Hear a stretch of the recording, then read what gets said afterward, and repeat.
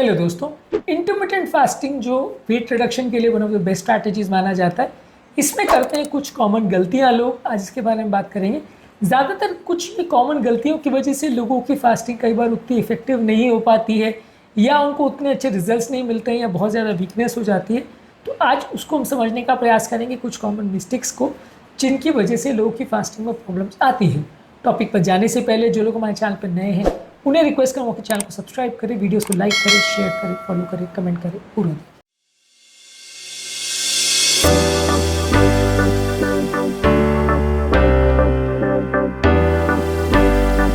सबसे common mistake इस मामले में लोग की ये है कि लोग अपने फीडिंग विंडो में ज़्यादा खा लेते हैं। फॉर एग्जांपल, आपको अगर 16 to 8 फास्टिंग स्ट्रैटेजी दी गई, यानी 16 घंटे खाली पेट रहना है, 8 घंटे खाना है। अब वो 8 घंटे में यदि आप अपने खाने को कंट्रोल नहीं करोगे और आपको लगेगा कि क्योंकि मैंने 16 घंटे फास्टिंग कर लिया, मैं कितनी भी मात्रा में खाना खा सकता हूँ, मेरे को कोई फ़र्क नहीं पड़ने वाला, तो ये कंप्लीटली गलत हो जाएगा। ऐसा करने पे आपका वजन बढ़ेगा और आपकी हेल्थ बिगड़ेगी। तो आपकी जो फीडिंग विंडो है उसमें आपको ओवर ईट नहीं करना है, उसमें आपको खाने को मैनेज और मेंटेन करके चलना है। वहाँ पे भी आपको ये मान के चलना है कि आप इसेंशियली तो एक डाइट पे हो।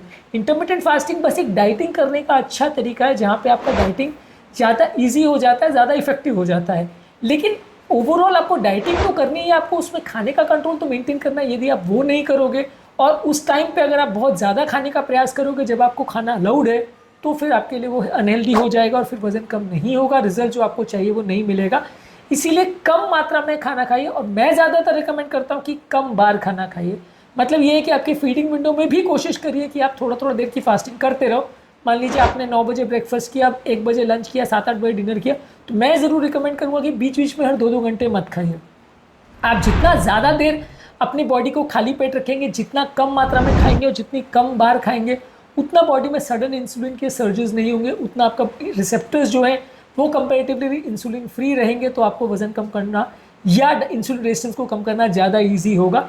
इसलिए आपको ये ध्यान रखने की आवश्यकता है कि कोशिश करिए कि बहुत ज़्यादा बार मत खाइए। अगला इंपॉर्टेंट चीज़ जो लोग गलती करते हैं कि अनहेल्दी फूड्स बहुत ज़्यादा खाते हैं। अब लोगों को लगता है कि मैंने इतने घंटे फास्टिंग कर लिया, अब मैं कोई भी process food, junk food, sugar वाले फूड खाऊं। अब ये चीज़ें एक तो आपकी हेल्थ बिगाड़ते हैं, आपको कैलोरी ज़्यादा देते हैं, और फास्टिंग विंडो में भी आपको भूख ज़्यादा लगती है, जिसकी वजह से आप लॉन्ग ड्यूरेशन फास्टिंग नहीं कर पाते हो। तो ये भी एक इंपॉर्टेंट मिस्टेक है जो लोग करते हैं कि फीडिंग विंडो में वो बहुत ज़्यादा अनहेल्दी फूड ज़्यादा खा लेते हैं, जिसकी वजह से आपका जो फास्टिंग है वो प्रॉपर काम नहीं कर पाता है। अगला इंपॉर्टेंट मिस्टेक जो लोग करते हैं कि पानी अधिक मात्रा में नहीं पीते। पानी भी पीना ज़रूरी है। कई बार बॉडी जो है ये डिहाइड्रेशन को भूख की तरह इंटरप्रेट कर लेती है, जिसकी वजह से आपको ज़्यादा भूख लगने लग जाती है और आपका फास्टिंग प्रॉपर नहीं हो पाता है। प्रॉपर फास्टिंग मेंटेन करने के लिए आपको पानी का कोई रेस्ट्रिक्शन नहीं रखना है, और पानी का काम पानी ही करेगा। इसलिए पानी बदले आपको कोई कैफिनेटेड ड्रिंक, चाय, कॉफ़ी, जूस या ड्रिंक्स नहीं लेना है, आपको पानी ही लेना है। ये सबसे ज़्यादा हेल्दी है और ये आपको ज़्यादा अच्छे रिजल्ट देगा। अगला इंपॉर्टेंट मिस्टेक जो लोग करते हैं कि बहुत शॉर्ट ड्यूरेशन फास्टिंग करते हैं। यदि आप 10 घंटे, 12 घंटे या 14 घंटे करोगे तो आपको रिजल्ट अच्छे नहीं मिलेंगे। आप जितना ज़्यादा उसको पुल ऑन कर सको उतना अच्छा है। आपका खाने का स्ट्रैटेजी ये होना चाहिए कि जब भूख लगे तब खाइए। ऐसा नहीं कि मेरा टाइम हो गया है तो अब मेरे को खाना ही खाना है। अगर उस समय भी आप और 1 घंटे पुल ऑन कर सकते हो बिना खाए, तो कोशिश करिए कि उसको डिले करने का। आप 16 घंटे, 17 घंटे जितना देर बॉडी को फास्टिंग मोड में रख पाओगे, उतना आपका बॉडी फैट्स को जलाने के लिए कंपल्स हो जाएगी, विवश हो जाएगी। इस वजह से आपका blood sugar levels better control होगा और आपका वजन बेटर कम होगा। इसलिए जितना ज़्यादा ड्यूरेशन कर पाए उतना करिए, लेकिन बहुत ज़्यादा एक्स्ट्राऑर्डिनरी लॉन्ग ड्यूरेशन अगर आप नहीं मैनेज कर सकते तो वैसा भी मत करिए। कई बार लोग क्या है कि मैनेज नहीं कर पाते और 2-3 दिन का फास्ट कर लेते हैं, उसके बाद वो मैनेज नहीं कर पाते और परेशान हो जाते हैं। तो अगर आप मैनेज कर सकते हो 2 या 3 दिन के फास्ट, लॉन्ग फास्ट, तो करिए, नहीं तो मत करिए। नहीं तो 16-18 आवर्स एवरी डे फास्टिंग करें तो ज़्यादा अच्छा है। अगर आप लॉन्ग ड्यूरेशन फास्ट कर सकते हैं और उसको रेगुलर बेसिस पे कर सकते हैं तो अच्छा है। अब आपने 2 दिन का फास्ट किया लेकिन महीने में 1 बार किया तो आपको फ़ायदा नहीं होगा। आपको वो 2 दिन का फास्ट जो है वो हर 7-8 दिन में करना पड़ेगा, तो आपको बेटर रिजल्ट मिलेंगे। हालांकि लॉन्ग ड्यूरेशन फास्टिंग के अपने अलग एडवांटेजेस हैं, लेकिन आपको एटलीस्ट ये कोशिश करनी है कि ज़्यादा फ्रीक्वेंसी के साथ फास्टिंग करें, वो ज़्यादा ज़रूरी है। इसके अलावा कई लोग ये मिस्टेक करते हैं जो अपना फीडिंग विंडो है उसमें बहुत ही कम खाते हैं। अब अगर आप उसमें भी डाइटिंग करने की कोशिश करोगे और बहुत कम खाओगे तो कई लोग उसे टॉलरेट नहीं कर पाते। अगर कर सकते हो तो बहुत अच्छी बात है। अगर नहीं कर सकते हो और आपका एनर्जी लेवल्स उसके वजह से कम हो रहा है और आपका फास्टिंग का ड्यूरेशन कम हो रहा है, तो वो प्रॉब्लमेटिक हो जाएगा। इसलिए आपको कोशिश ही करनी कि फीडिंग विंडो में ठीक ठाक मात्रा में खाना खा लीजिए, ताकि आपकी बॉडी की उस समय की कैलोरी रिक्वायरमेंट पूरी हो जाए। अब आप उस समय में भी अगर फूड कट डाउन करोगे और उसके बदले में आप फास्टिंग विंडो को शॉर्ट ड्यूरेशन करने की कोशिश करोगे तो रिजल्ट्स अच्छे नहीं मिलेंगे और आपको उतना फ़ायदा नहीं होगा। तो इसलिए कोशिश करिए कि फास्टिंग विंडो को लॉन्ग करिए और फीडिंग विंडो में एटलीस्ट सफिशिएंट खाना खा लीजिए, बहुत कम भी नहीं, बहुत ज़्यादा भी नहीं। अगला इंपॉर्टेंट मिस्टेक है, लोग अपने बॉडी के सॉफ्ट सिग्नल्स को इग्नोर करते हैं।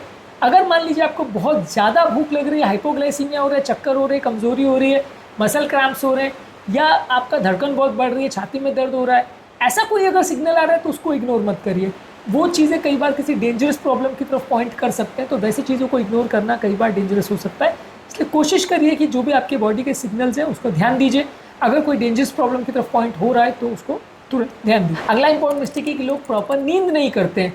फास्टिंग में आपकी बॉडी के बैलेंस को मेंटेन करने के लिए 7 से 9 घंटे की नींद जरूरी है, खासकर अर्ली पीरियड में जब आपको भूख ज़्यादा लगे। कई बार मैं इस तरह की स्ट्रैटेजी फॉलो करता था कि जब भूख ज़्यादा लगती थी तो उस समय जल्दी सो जाओ।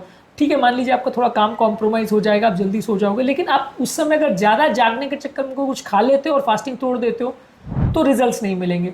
तो कोशिश ये करिए कि आप ज़्यादा नींद लीजिए, इसलिए 7 से 9 घंटे, और खासकर अर्ली फास्टिंग पीरियड में जब आपको भूख बर्दाश्त करने की आदत नहीं है तब आप 10-11 घंटे भी सो सकते हो। अपने भूख को कम करने के लिए और अपने भूख को कंट्रोल करने के लिए आप थोड़ी एक्स्ट्रा नींद ले सकते हो, खासकर तब जब आपको भूख ज़्यादा लग रही हो तो आप थोड़ा जल्दी सोने का भी ट्राई कर सकते हो। हालांकि ऐसा रिकमेंडेड हर केस में ऐसा नहीं है कि आप बहुत ही ज़्यादा सो, लेकिन अगर आप भूख ना मैनेज कर सको तो ये एक मेथड है अपने भूख को टालने का। अगला इंपॉर्टेंट मिस्टेक जो लोग करते हैं वो ये है, इमीडिएट रिजल्ट एक्सपेक्ट करते हैं। कोई भी प्रोसेस, चाहे वो फास्टिंग हो या कीटो डाइट हो या कोई भी तरह की थेरेपी हो, उसको वर्क करने में टाइम लगता है, रिजल्ट दिखाने में टाइम लगता है। यदि आप एक्सपेक्ट करोगे कि मेरे को 5 ही दिन में रिजल्ट मिल जाए तो वो ज़्यादा संभव नहीं हो पाता। इसलिए आपको कोशिश ही करनी है कि जो भी फास्टिंग आप कर रहे हो रिजल्ट्स आपको मिलेंगे, लेकिन थोड़ा पेशेंस रखना पड़ेगा, उस पर लंबे समय तक आपको टिके रहना पड़ेगा, तो ही आपको अच्छे रिजल्ट्स मिलेंगे। इसके अलावा जो आपकी हेल्थ रिक्वायरमेंट्स है, आपकी लाइफस्टाइल है, आपके प्रेफरेंसेस है, उसके हिसाब से अपने डाइट को भी प्रॉपर मैनेज करना ज़रूरी है। यदि आप अपनी इंडिविजुअल रिक्वायरमेंट्स के हिसाब से अपनी एक्सरसाइज को और अपने डाइट को टेलर नहीं करते हो तो आप उसको ज़्यादा समय तक नहीं कर पाओगे, और इस तरह की फास्टिंग स्ट्रैटेजीज़ वर्क तब करती हैं जब आप उसको लंबे समय तक कर पाओ। तो ये सारी स्ट्रैटेजीज़ में ज़रूरी ये है कि आप अपनी इंडिविजुअल लाइफस्टाइल के हिसाब से अपनी रिक्वायरमेंट्स को और अपने खाने पीने के पैटर्न को टेलर करें, उसको एडजस्ट करें और उसको रेगुलरली फॉलो करें, तो आपको ज़्यादा अच्छे रिजल्ट मिलेंगे। अगला इंपॉर्टेंट मिस्टेक और लास्ट इंपॉर्टेंट चीज़ जिसके बारे में आज बात करेंगे वो ये है कि लोग अपनी एक्सरसाइज को इग्नोर करते हैं, एक्सरसाइज नहीं करना चाहते हैं। अब यदि आप एक्सरसाइज नहीं करोगे तो कई बार बॉडी का मेटाबॉलिज्म बहुत कम हो जाता है और बॉडी अपना वेट कम करना बंद कर देती है। आपको एक्सरसाइज करना भी ज़रूरी है, सुबह शाम एटलीस्ट आधा से 1 घंटा आपको एक्सरसाइज करना ज़रूरी है। ये आपकी मेटाबॉलिज्म को भी स्टेप अप करेगा, थोड़ा एक्स्ट्रा कैलोरीज भी बर्न होगी, और आपका ओवरऑल दिन भर में जो मसल्स बनते हैं उससे भी एक्स्ट्रा कैलोरीज बर्न होगी। तो दिन भर में आपका जो है कैलोरी कंजम्पशन रेशियो बढ़ जाएगा और आपका overall calorie burning process faster हो जाएगा, वजन जल्दी जल्दी कम होगा। इसलिए जहाँ भी पॉसिबल है अगर आप फास्टिंग कर रहे हो तो थोड़ा एक्सरसाइज ज़रूर करिए, इससे आपके रिजल्ट्स बेटर होंगे। आज के टॉपिक में हमने बात करी इंटरमिटेंट फास्टिंग के दौरान जो कॉमन गलतियाँ लोग करते हैं उसके बारे में। इसके अलावा हमने अलग अलग वीडियोज़ में इंटरमिटेंट फास्टिंग की बाकी मिस्टेक्स और बाकी इशूज़ और कहाँ लोगों को रिजल्ट्स नहीं मिलते हैं वो सारी चीज़ों पर हमने डिस्कशन किया, उन सब ज़रूर चेकआउट करें। उम्मीद करूँगा कि आज के टॉपिक में कुछ नई बातें जानने को मिली होगी। जो लोग हमारे चैनल पर नए हैं उन्हें रिक्वेस्ट करूँगा कि चैनल को सब्सक्राइब करें, वीडियो लाइक करें, शेयर करें, फॉलो करें, कमेंट करें।